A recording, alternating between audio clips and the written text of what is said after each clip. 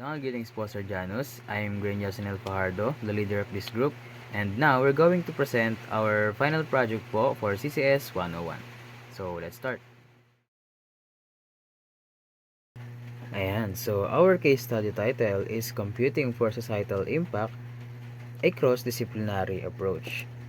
So, urbanization brings challenges like environmental damage and resource shortages. So, ito pong study namin is makikita natin kung paano ba nakakatulong yung computing technologies sa mga ganitong urban problems. So, by using tools from biology, sociology, environmental science, and gaming. So, this study shows how these technologies can create solutions for urban problems and promote sustainability.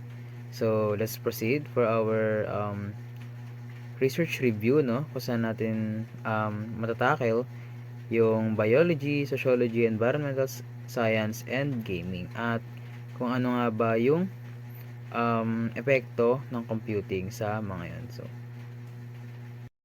Impact of computing in biology.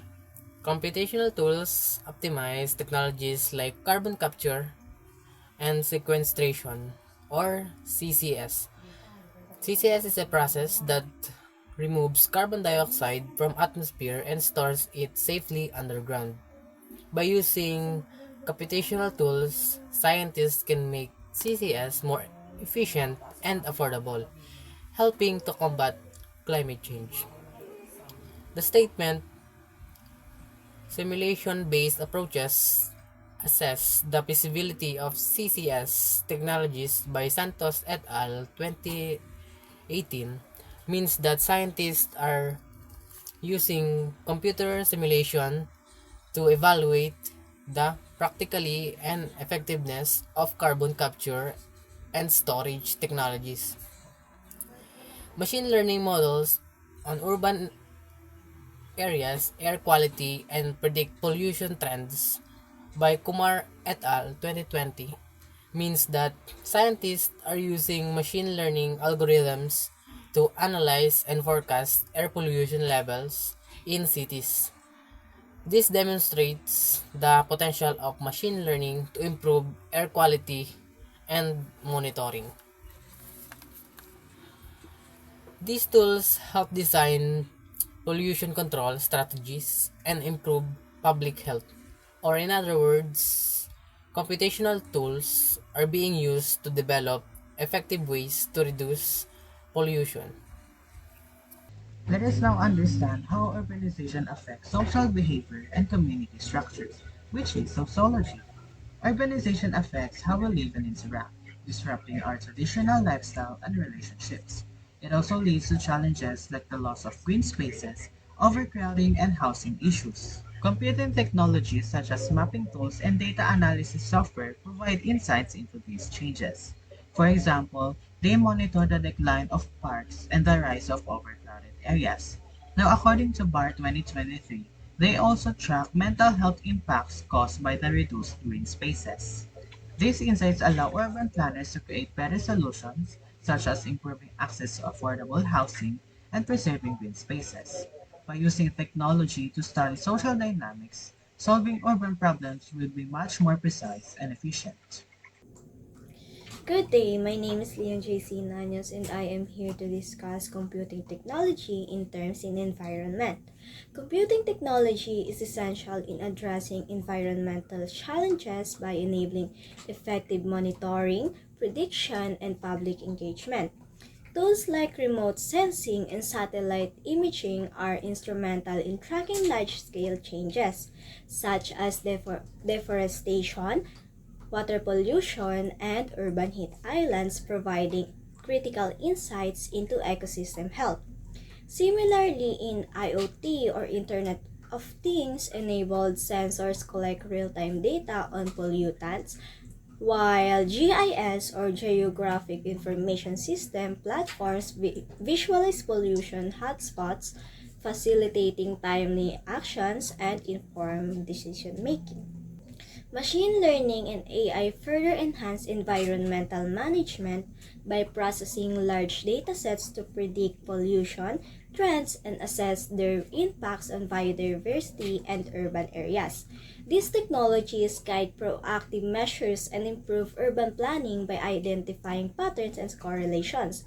Additionally, digital platforms raise public awareness and promote community involvement in conservation. By integrating these technologies, governments and organizations can better manage environmental risks, support sustainability, and enhance resource management. Now let us turn our attention into gaming. Gaming is now making a significant impact on environmental awareness. Educational games like Echo and Minecraft teach players about sustainability. In Echo, players must work together to build a civilization while managing resources to avoid ecological collapse. Similarly, in Minecraft's modules such as Sustainability City and Rivercraft explore renewable energy, biodiversity, and waste management. What makes this game so effective is their immersive and interactive nature.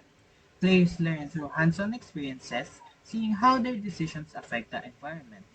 By blending education with entertainment, these games inspire players, especially younger ones, to adopt sustainable behaviors and care for the planet.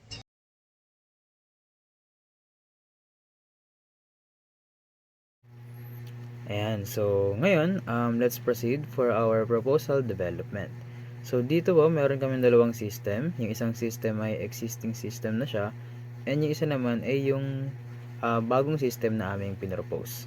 So yung existing system natin is tinatawag na UNEP Global Monitoring System or United Nations Environment Program. So ito pong system ito ay existing na ngayon, no? And ano nga ba yung system na to? Ito tends to monitor global environmental trends, providing data on different pollution levels, biodiversity, and climate change, and applying projects along from analyzed data given to them. So itong system na to ay nakapag-track nga daw ng pollution levels, no, ng climate change. Pero kahit ganoon ay meron pa rin tong mga gaps or kailangan i-improve. So una, lack of engagement for youth. So yung mga kabataan din and yung mga gumagamit ng system ito ay hindi interested dahil masyado ng luma, no? Kumbaga kahit yung interface nila is luma na. So dapat more creative and interactive approaches are needed. So number 2, meron tayong data rapid changes. So yung data dito is ang bilis magbago. So hindi natin makikeep track, no? Yung mga data na nangyayari sa ating system. Next is limited tools for sociological data. So there aren't enough good tools to analyze social data, no? So nakakapagpahirap siya para maintindihan yung mga social problems, no, sa system. And next, meron tayong restricted accessibility issues. So some people, no, can't easily access data or resources. So nahihirapan yung iba na gumamit and hindi sila nakapag-benefit ng system na yon kasi ayun yung gaps or lack ng at ang system na to. So and the last one is one-sided interactivity. So many systems or tools only allow users to observe, no? So not interact with or influence the data, limiting engagement and participation. So meaning karamihan dito ay nakakapag-observe lang, no? Hindi nakakapag-interact nga. And beside dun sa luma na nga rin, and talagang kailangan maging creative din at interactive mismo yung system. So that's why meron kaming pinropose na new system na ganito pa rin ang concept, pero na make sure namin na yung mga gaps dito sa existing system ay ma-fulfill namin. So ang mag-explain na po ng part na to is si Raven. So, this is our proposed system naman in order to fulfill the gaps of the UNEP. It helps us to determine our system objectives that allows us na mas mapabetter pa ang system ng UNEP. So, with that, we propose 360 tracker Viro. So, ang 360 tracker Viro ay pinagsama-samang words and may meaning ito. So, 360 which is the world. Kasi naikot ang mundo natin na 360. Tracker means we can track everything na related sa ating system. And Viro, from environment. Itatrack natin yung mga data na meron sa ating environment. So, this system is an integrated system na merong real-time monitoring for our data. So, ayun kasi yung UNEF ay hindi nagkaroon ng real-time data monitoring. So, may gaps sa kanila na may times lang na mag-update sila ng data. Depends kung ginawa na itong project or hindi. So, 360 Tracker Viro ay nagkakaroon ng isang real-time data monitoring sa ating environment, pollution, public health, and sociological behavior. Ito ay magkakaroon ng powerful analytics and visualization sa mga problema ng isang lugar or area sa ating mundo. However, gagamit naman tayo dito ng use gamification system para mag-engage. Kumbaga mag-engage ang hindi lang youth, hindi lang yung mga professionals, kundi yung mga tulad natin na kabataan and open for all ito na gamitin. So, ito nga pala yung key features ng ating 360 Tracker Viro. So, for our data collection, nagamit tayo ng pollution data. The system uses air quality sensors, water pollution monitors, and soil health sensors for comprehensive environmental monitoring.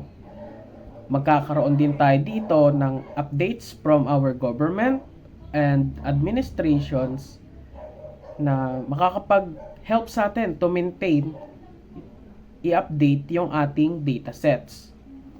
So, second key features na ay health reports. Sa health reports naman, kukuha tayo ng public health data gaya ng disease such as asthma and respiratory diseases na nag-i-integrate para maikonekta natin yung pollution sa kinalalabasan ng nararamdaman o health ng ating mga citizens. Proactive din to dahil makaka-help ito na ma-prevent ang mga long-term na health risk natin. So next, biodiversity monitoring. So for our biodiversity monitoring, ito yung collection ng data. Kumbaga, system tracks ecosystems, health, sa pamamagitan ng mga tools and equipment na pwedeng maghanap sa iba't ibang species, populations, forests, biodiversity metrics, and other more. Siyempre, dahil ito ay engagement ng user, makakapag-update din ang user kung may makita man sila na pwedeng i-upload the data sa ating databases. Dahil ito ay isang community-driven tool. So, to our data analysis, may pattern detection tayo. Ina-analyze naman ito ang pollution data, which is tulad ng system uncovers relationship between environmental factors and health condition. Kumbaga, kinokorrelate niya yung high air pollution levels natin with the rise of the respiratory system illness. Kumbaga, long story short, correlating ng isang data to another data na makakapag-produce ng another solution. So next, health and sociological impact. Ano nga ba ang explanation dito? These platforms ay nakakapag-examine ng mas malawak pa na sociological data. which has paano ba ang pollution nakakaapekto sa paggalaw ng isang migration patterns or behavior ng ating community, and kung paano tayo magre-respond sa community natin, sa community ng pollution. So, next, data visualization. So, syempre, aim ng ating system na makapag-visualize ang mga tao sa mga datas. Fulfilled din to dahil kulang ang unit nito. Syempre, gagamit tayo dito ng dashboards. Ito naman dashboards na to ay mag-show dito yung mga key metrics gaya ng pollution levels, health impacts, and biodiversity health na pwede nating i-monitor na naiintindihan ng user kung ano ba ang tawag dito sa ganto ganyan at hindi siya masyadong complex intindihin. Next, pollution and health maps. Dito, magi-integrate tayo ng graphical maps. Kumbaga, yung sa UNEP ay medyo complex map siya. Dito, mas maiintindihan ng mga tao or ng mga gagamit nito na may highest pollution level pa lang isang lugar. In order with that, madedetermine yung health effects nun while viewing the dashboard. So next, scenario simulations. Dito naman, may visualization tayo na pwedeng mag-interact ang mga user para explore pa natin ang possible na resulta ng pagbabago tulad ng air pollution, pagbabawas nito, batay sa kanilang percentage and social impacts. So with that, let's proceed to the next part. So for our proposed game concept, ang title ng laro namin is Breathe Easy. So yung mechanics ng laro namin is very simple lang naman. Yung role mo as a player is to take responsibility of preserving and nurturing the forest. So each action na gagawin mo sa forest would directly impact the environment, sierra, and pollution levels. So the player must carefully decide what to do if lumabas yung mga signs na pollution might appear. So yung gameplay loop niya is a balancing act of managing between forest health and Sierra's well-being. But sino ba si Sierra? Si Sierra ay yung main NPC natin sa laro na to. So, siya yung guide and the guardian of the forest. So, Sierra acts as a player mentor and the reminder system. So, yan si Sierra. Yan siya sa dialogue box na to. So, siya yung reminder system. She alerts the player whenever the environment is neglected. So, dito, makikita natin, sa lower left is nandun si Sierra. And then, merong status bar sa baba niya.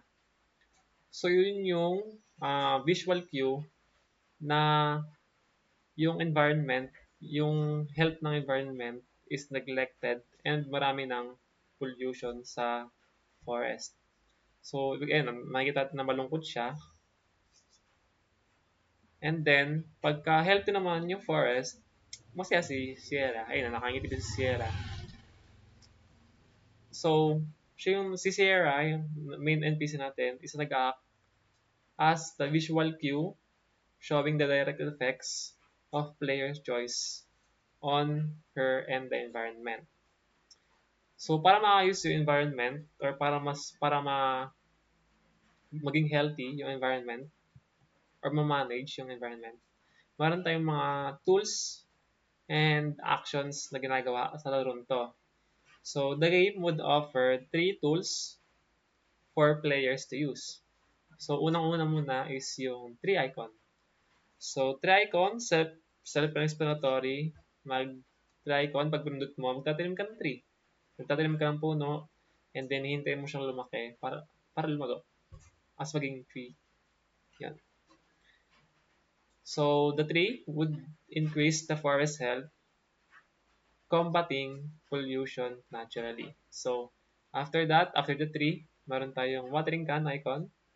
So, yung watering can icon enables the player to nurture existing trees and maintains their vitality.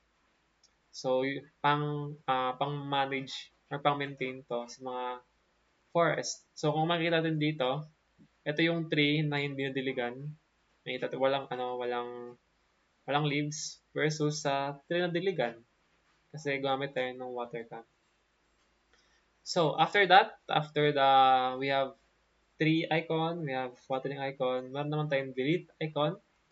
So, delete icon, itong X, removes the unwanted elements such as dead trees or waste. So delete natin 'yon para ma-improve yung environment natin. Para ma-improve, ma-lessen yung pollution and tumaas yung health.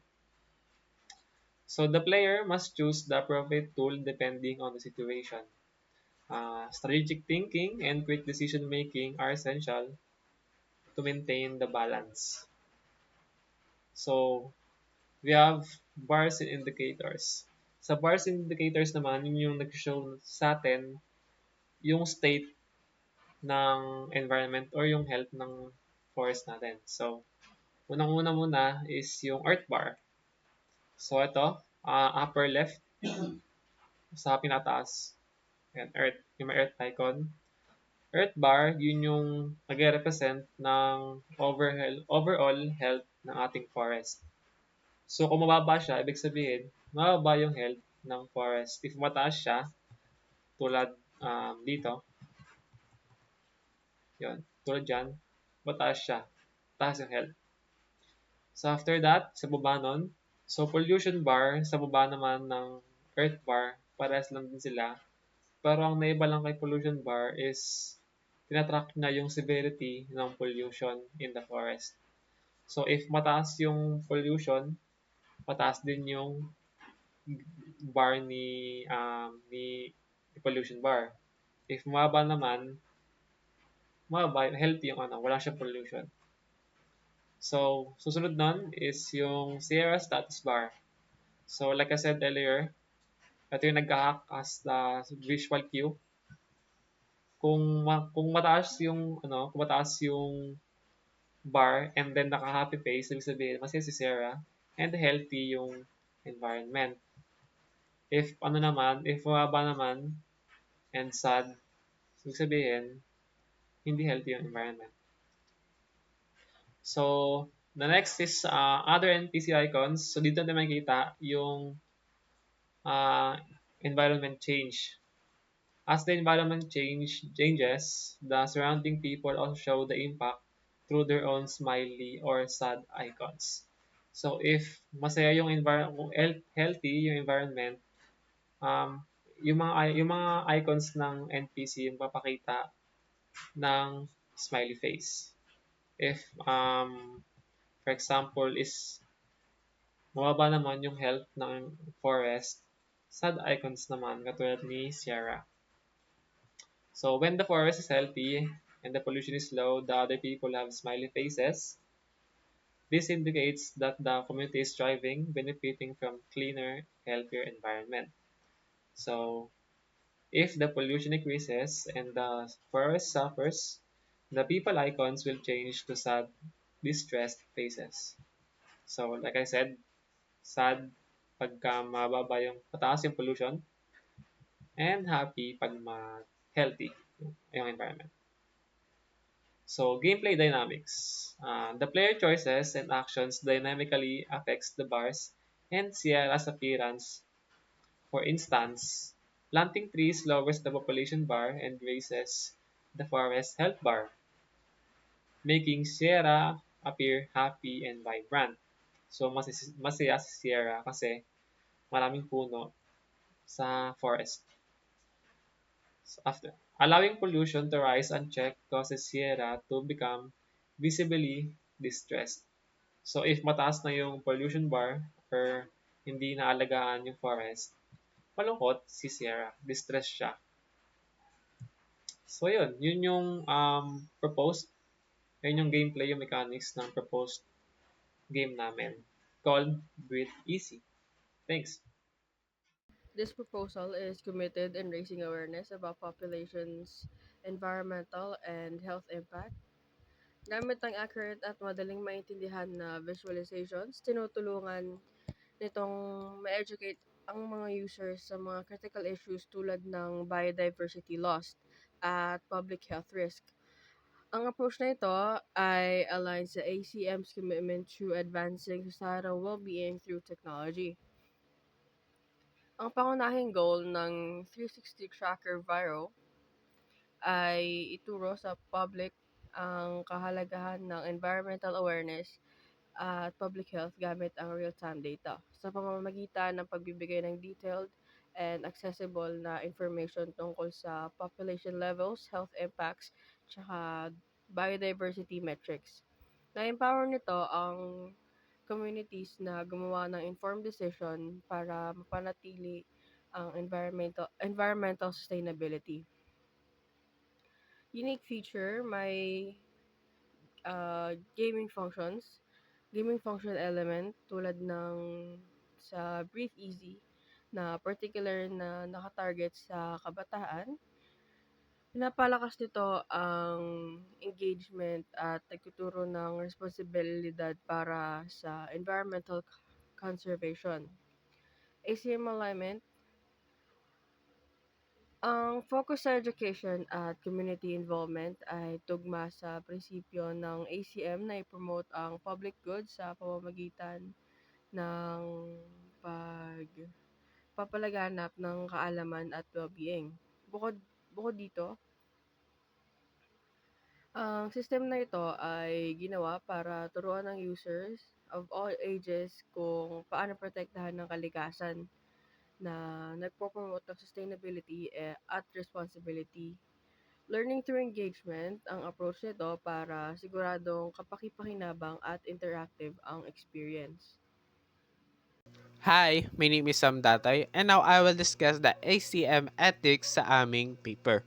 So start tayo sa data privacy. Data privacy is one of the most critical aspects of any project, especially in today's digital age. Sa 360 Tracker Vero na project, we ensure na ang lahat ng information ay protektado and no personal details are collected unnecessarily. So sa data privacy, may under tong tatlo, which is ang anonymized data, user privacy protection, at confidentiality. So anonymized data, to ensure the confidentiality, we only use anonymized data to alter the personal information ng mga user. So this means na walang personal identifiers ang kasama sa data collection. Instead, gumagamit kami ng code names or general identifiers para mapanatiling secured ang information ng users. This ensures na walang data ang madaling matitrace back sa isang individual. Ang next naman dyan is yung user privacy protection. So sa game concept na Breath Easy is one of the example ng aming pagsunod sa data privacy principles. Walang personal information na kinakailangan para makapaglaro. Players can enjoy their game freely, knowing that their privacy is fully protected. Bukod dito, the game also provides insights about the environmental issues, like pollution and sustainability without compromising user data.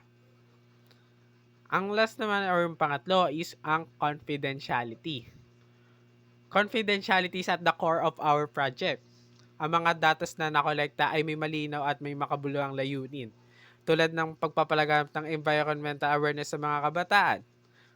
All these efforts strictly comply with ECM guidelines, ensuring respect for individual privacy kung kailangan mga kailangan or needs ang personal information, explicit permission or consent mula sa user ang aming unang gagawin or hakbang. By upholding these principles, anonymized data, user privacy protection, and confidentiality, we are not only addressing environmental challenges, but also building trust with our users. And that's all for data privacy. Next is the avoid harm. So next is avoid harm. In every project, ensuring no harm is caused to users or the community is a top priority. So dito sa avoid harm, may under siyang tatlo, which is ang accurate data, reliable information, and bias-free content. So explain natin sila sa isa't isa at kung ano nga ba ang connection nila. So sa accurate data, accuracy is essential. Lahat ng data na pinapakita sa BreathEasy, kumbaga yung game, ay scientifically validated and well sourced. This ensures na ang information tungkol sa environmental concerns tulad ng pollution at sustainability ay tama at kapaki-pakinabang. By providing accurate data, users gain real-world insights that they can apply to make better decisions for the environment or sa ating kalikasan or kapaligiran. Ang next naman ang reliable information. We prioritize reliability in all the information shared through the project. Mula sa mga mechanics hanggang sa educational content, we ensure na ang lahat ay credible at actionable. Rigorous validation processes are implemented and any limitation in data collection or accuracy are openly communicated to maintain user trust. Next naman ang bias-free content. Ano nga ba to? Ang bias-free content is crucial to delivering fair and inclusive solutions. So, ang game concept na BreathEasy ay binuo upang maiwasan ng or to avoid favoritism and misinformation. Using objective data, the game is demonstrate sustainability and practices in a neutral, educational manner, ensuring every user can benefit or every user ay maaring mag-benefit equally. So, these principles, accurate data, reliable information, and bias-free content, is our project aligns with the ECM high ethical standards. BreathEasy is not only educates players but also empowers them with actionable knowledge to contribute to environmental preservation. And that's all for Avoid Harm, and thank you for listening. Hello everyone, my name is Kusajit Lapine and I'm going to explain the ethics and the ACM standards when it comes to fairness. So, let's get started. So, for our fairness when it comes to ethics and ACM standards when it comes to our research, we will discuss how the fairness guides our development process for BreathEasy game designed to raise environmental response and ensure that the ethical practices in the research development. So, to ensure fairness when it comes to researchers, practitioners, and game testers, it involves on how in our study we as a researchers go beyond accessing technological solutions such as pollution dispersions, biodiversity loss, and social responsibility. We will also address potential biases that could influence the research process, particularly being subjective and prejudice perspectives. So, as a researchers, we believe fairness goes beyond evaluating technological solutions like pollution dispersion and biodiversity loss and the social responsibility when it comes to our game. So, we recognize the potential biases in the research process and we are committed to addressing them head on. So our commitments aligns with the ACM Code of Ethics, fairness in the ACM principles, and when it comes to being impartial, avoiding discrimination, and treating all stakeholders with respect. And this means that ensuring that the game does not perpetuate bias and promotes accessibility and is developed transparently. And by adhering to these principles, we exercise ethical judgment and build trust and protect research participants. And with that being said, let's head on to the next one. Thank you.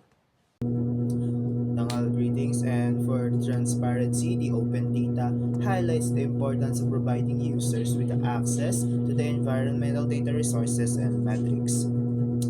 It emphasizes how 360 Tracker offers a real-time data visualization that allows users to explore pollution and health information, fostering the trust and informed decision making within the community. While the clear communication discussed how both 360 Tracker and the Breathe Easy prioritize clear communication of their objectives and mechanics. It illustrates how user-friendly interfaces and visual guides help players and users understand their impact on the environment, enhancing engagement and promoting responsible actions. Meanwhile, in the methodology transparency, it explains the significance of disclosing the methodologies and algorithms used in the data. It stressed how simplifying complex process ensures that non-technical audiences can grasp the insights that are generated, thereby it reinforcing the accountability and encouraging the collaborative discussions about the environmental challenges.